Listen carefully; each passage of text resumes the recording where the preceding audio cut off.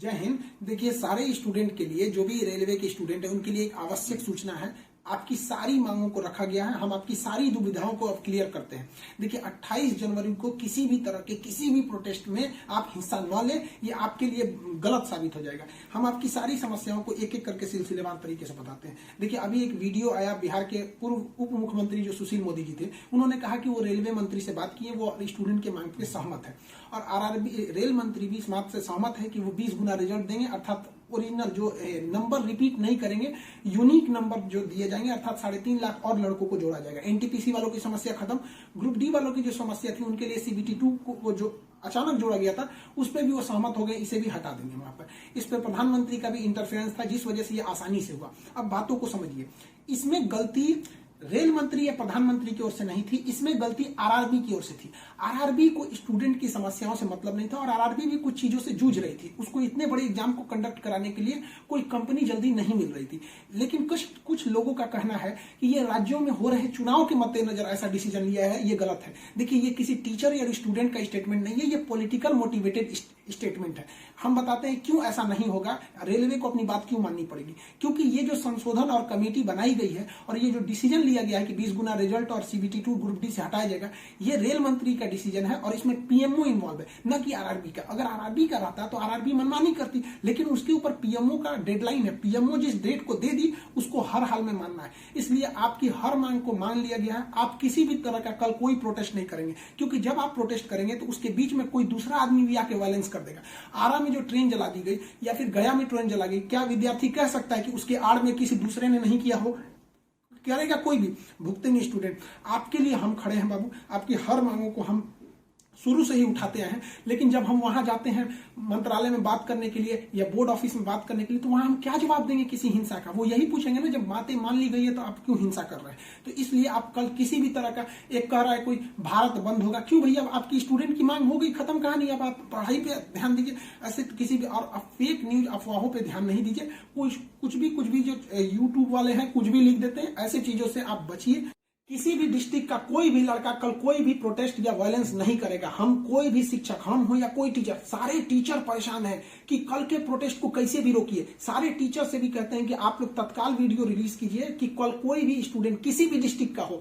Railway को intelligence मिला है, रेलवे इंटेलिजेंस वाले हमको कह रहे हैं कि गोरखपुर के कुछ लड़के प्रोटेस्ट कर रहे हैं। गोरखपुर के लड़के क्या अलग से हैं? आप कहीं के भी हो, बिहार, नवादा, नालंदा, कहीं के भी हैं, आप कल कोई प्रोटेस्ट नहीं करेंगे। आपकी मांगों को माना जा चुका है। हम बता रहे हैं क्योंकि इसमें पीएमओ ने इस बात को माना है, न कि आरआरबी। आरआरबी अगर बोलती तो हम भी कहते कि हाँ, आप 100% भरोसा नहीं कर सकते। इसलिए कल कोई भी प्रोटेस्ट नहीं होना चाहिए, कोई भी बंद नहीं। आप आराम से पढ़ाई कीजिएगा। पॉलिटिकल और भी कुछ बातों का कहेंगे। देखिए, और स्टूडेंट जो कोचिंग के पास आए हैं, या जो कहना है भाई, देखिए स्टूडेंट आप सबने बहुत साथ दिया, हम लोगों ने भी आपका साथ दिया, आपने भी बहुत सारे टीचर्स का आप भी साथ दिया। आप सब लोग को हाथ जोड़ के धन्यवाद कहते हैं। लेकिन सारे स्टूडेंट से कहते हैं, देखिए जो भी लड़कों पे केस हुआ है, अभी उसको हम लोग लीगल तौर पे देख रहे हैं कि उन स्टूडेंट के साथ क्या होगा। और जो हम लोग के ऊपर एफआईआर हुई है, उस पर खुद प्रशासन, डीएम और एसपी साहब जो भी पटना के हैं, उन्होंने खुद कहा है कि हर टीचर को वो अपनी बातों को कहने देंगे। एक्चुअली उन लोगों ने गलत न्यूज देखा है, जिस आधार पर उन्होंने बताया गया। बाद में अभी कोचिंग एसोसिएशन की पूरी टीम गई थी, उन्होंने लीगल दिखाया, तो उन लोगों ने भी एक्सेप्ट किया है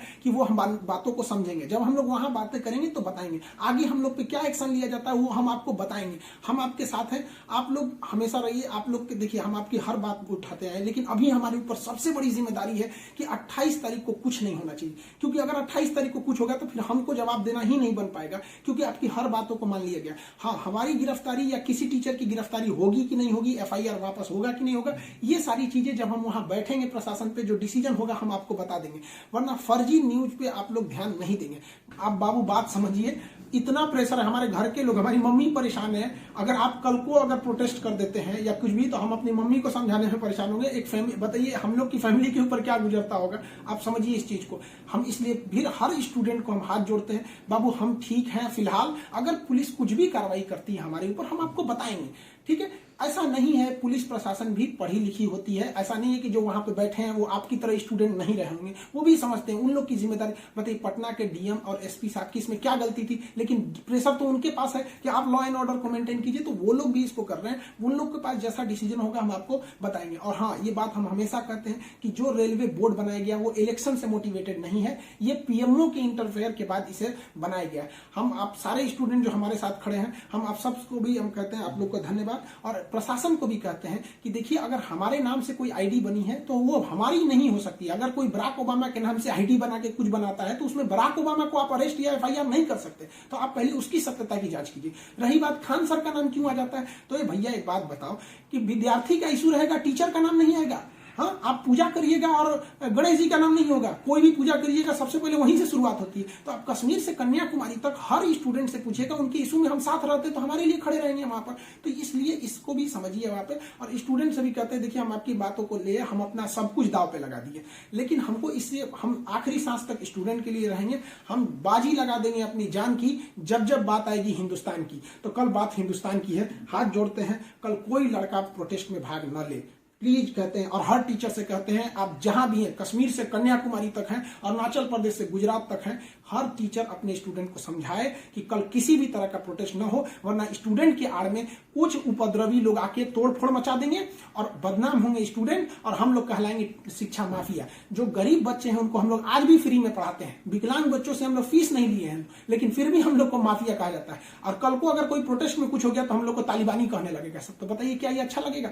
सारे स्टूडेंट को कहते हैं आप सब लोग हम आपके साथ खड़े हैं, आप भी हम लोग के साथ खड़े हैं। सारे टीचर्स स्टूडेंट को मना करें, कल किसी भी हाल में 28 जनवरी 20 बार कहते हैं 28 जनवरी कोई भी प्रोटेस्ट, कोई भी हिंसा बर्दाश्त नहीं होगी। इस प्रोटेस्ट में हम या कोई भी टीचर साथ नहीं है आपके।